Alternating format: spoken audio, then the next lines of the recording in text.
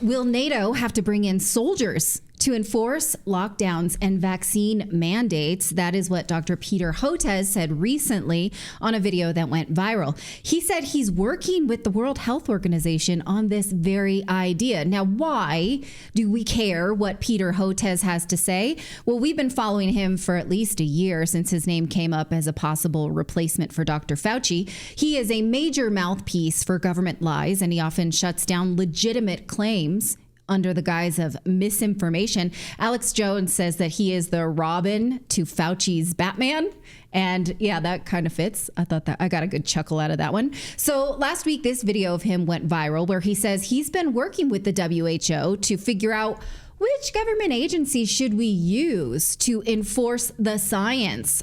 Which agency that has, guns and bombs will enforce lockdowns or vaccine mandates? This conference happened in early July, but here's that clip from the pediatric conference that was deleted from YouTube, but it still exists on Facebook. Fortunately, I have to give you a very long, I don't know the answer to your question answer, because it is very complicated. And quite honestly, the health sector doesn't know what to do because this is now first and foremost a political problem.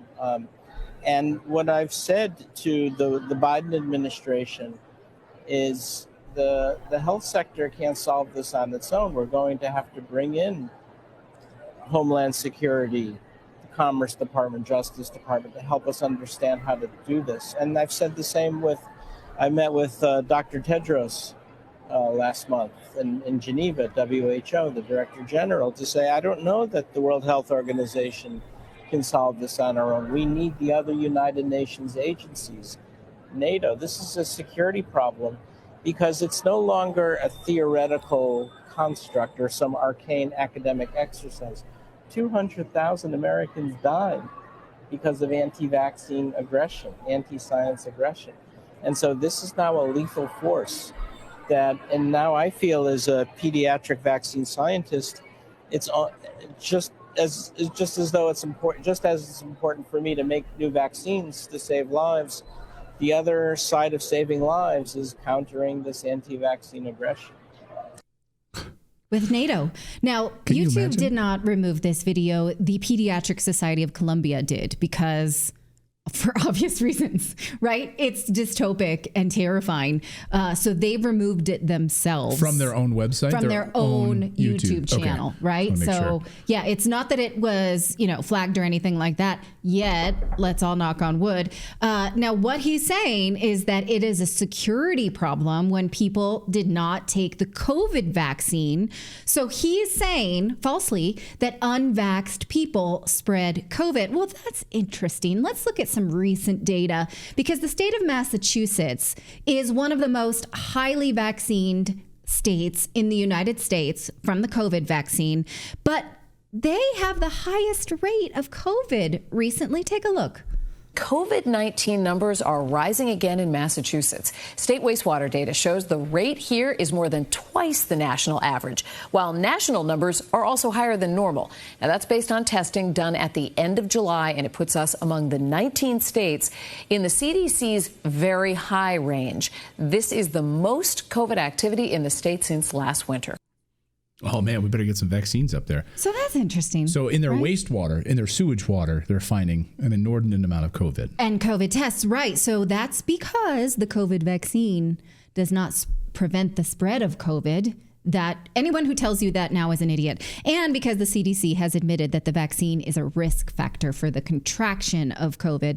So the more you take that vaccine, does not seem to stop the spread of COVID. That's so interesting. So, Dr. Hotez, what is the justification for locking us down and enforcing mandates using defense organizations like NATO or Homeland Security? Clearly, there is none. And as shocking as this is not a new position for Big Pharma Robin. Paul Thacker pointed this out, that in Scientific American just last year, they did this whole profile on Peter Hotez and basically gave him the platform to to, rip off all his clothing and start ranting in public, he says, because he says, well, we're going to need help in the United Nations, both from the White House and the United Nations. And he later said that we need to bring in people from the Department of Homeland Security, Department of Commerce, Department of Justice, Department of State, because he says Russia is amplifying anti-vaccine content, and the UN General Assembly and maybe even NATO would need to get involved too.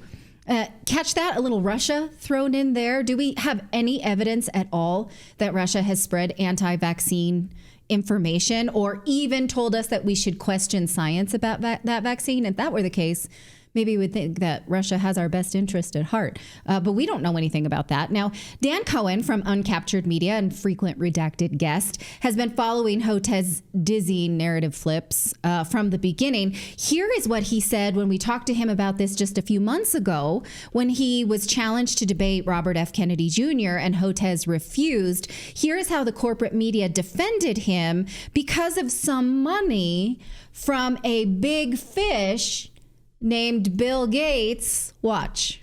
It's a total about-face, so a total reversal from his previous position. And if you look at his statements, the statements that Peter Hotez made in 2020, where he explicitly said that it's important for scientists to go on television channels and appear in the media to defend so-called science. Well, it's a total, he's made a complete reversal. So look at this. He says in 2020, in his article called Combating Anti-Science, he says, it is now increasingly apparent that it will fall to the scientists themselves to respond, engage a skeptical public, and lead the defense of science. Okay? In May 2020, right around the same time, he says the communications and missteps around the rollout of COVID-19 vaccines may require a period of damage control.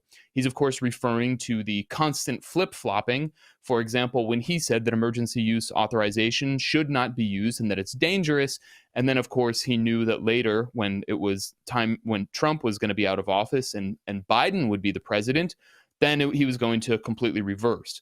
And he carries on and says, it will be essential for the White House, together with the NIH and other elements of our science infrastructure, to shape a well-crafted vaccine communication plan that must also designate a trusted spokesperson who can articulate and carry the message. So for his strategy, it's very important to be out front. And that's why we've seen Peter Hotez on corporate media, on MSNBC, CNN, Fox, Bloomberg, all of them constantly for the past 3 years. Only when he gets a friendly platform where he's just going to be treated like some kind of genius who's unquestionable, and no matter how many times he contradicts himself or outright lies. So now that he's been exposed and we see his total hypocrisy from his previous statements on why scientists should be in the media, the mainstream media has come once again to his defense. So we have the BBC, we have the Washington Post, whose their op-ed says Joe Rogan wants a debate on vaccines. That's just the problem. Okay, we have Time Magazine says Robert F. Kennedy Jr. is dead wrong about vaccines. That's the op-ed from Time, which, I mean, if he's dead wrong, it sounds like it would be really easy to debunk to discredit RFK Jr., who is rising in the polls. So these guys obviously don't want to do that.